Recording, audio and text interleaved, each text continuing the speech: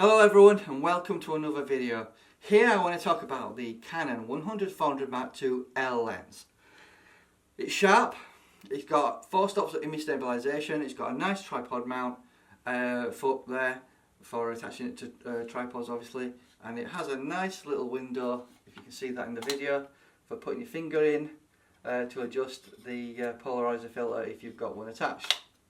However, what I want to talk about in regards to this lens is its autofocus system. Now I compared the Sigma 150-600 Contemporary Sport, the Tamron G1 lens which is 150-600, and I found those super zooms a lot quicker than this lens.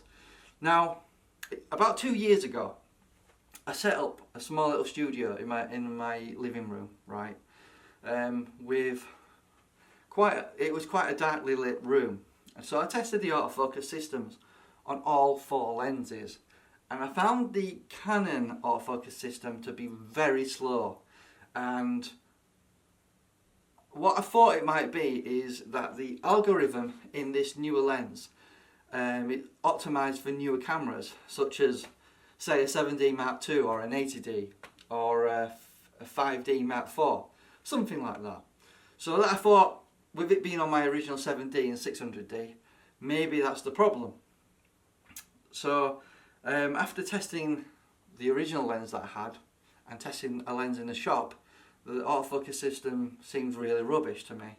So I sold the Canon 100-400 Mark II lens and got myself one of the Sigma 150-600 zooms, and for the most part it was a good lens to use, although I did find the image stabilisation to be not very good on the Contemporary.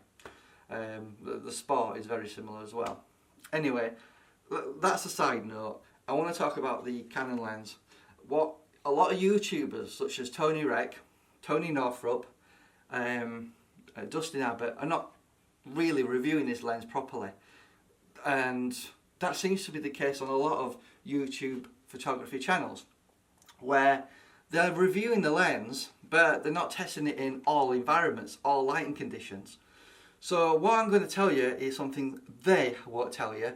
I suspect that a lot of these photography YouTube channels are not telling you this because they're getting kickbacks, they're getting sponsorship from these photography companies.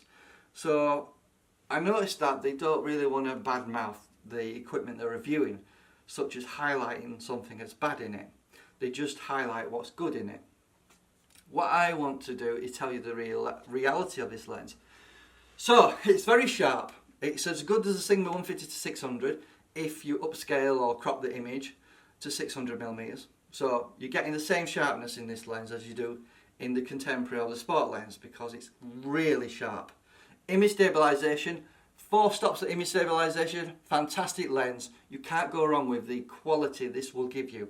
However, if you're in poor lighting conditions such as dusk, sunrise, or it's a really dark day, this lens will struggle. Your autofocus will become a crawl. I'm just going to show you an example here of what I mean. Here you can see a setting, right, where I've set up the lens focused on a light when the lighting's switched on. So you can see the autofocus is very slow.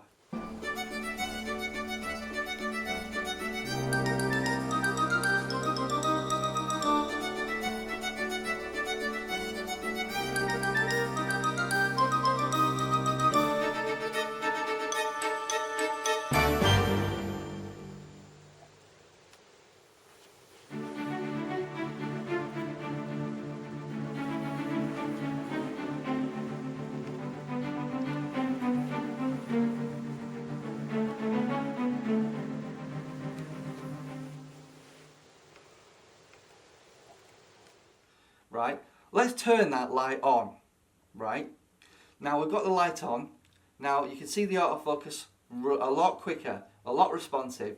In fact, I would say 3 or 4 times faster, and to my visual eye the autofocus matches the speed of the 150-600 Sigma and Tamron lenses. So what I'm telling you is the reality of the actual autofocus algorithm within the lens is Canon has optimized it for accuracy rather than speed. So what that means is in low lighting situations, the autofocus does struggle. So in those circumstances, I would recommend you use the 70-200 2.8 Canon L lens, the Mark II or the Mark I, in low light situations. And then when you really need that 400mm reach, use this. Because what I have noticed is, you know, if you use a focal length of 100mm, 200mm, even 300mm, the autofocus is dramatically faster than that 400mm. So I just wanted to get it out there and tell everyone the reality of this lens and how it is really good in certain environments. However, when that light starts to drop, you don't really want to be using this lens, unfortunately. That is the downside. Now, I rebought this lens because I realised that it's a lot smaller than the Sigma 150-600. It gives you sharp results, and in good daylight, you're going to love this lens. Don't get me wrong, I'm not saying it's a bad lens, guys.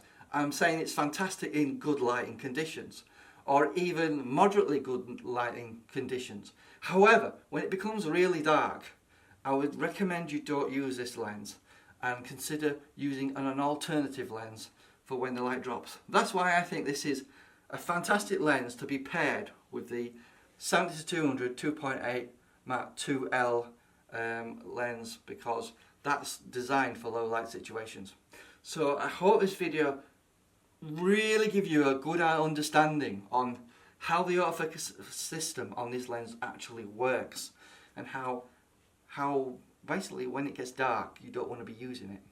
So I hope you found this informative and telling you the truth over the course of using this lens for over a year. This is what I've learned. Thank you for watching and have a nice day.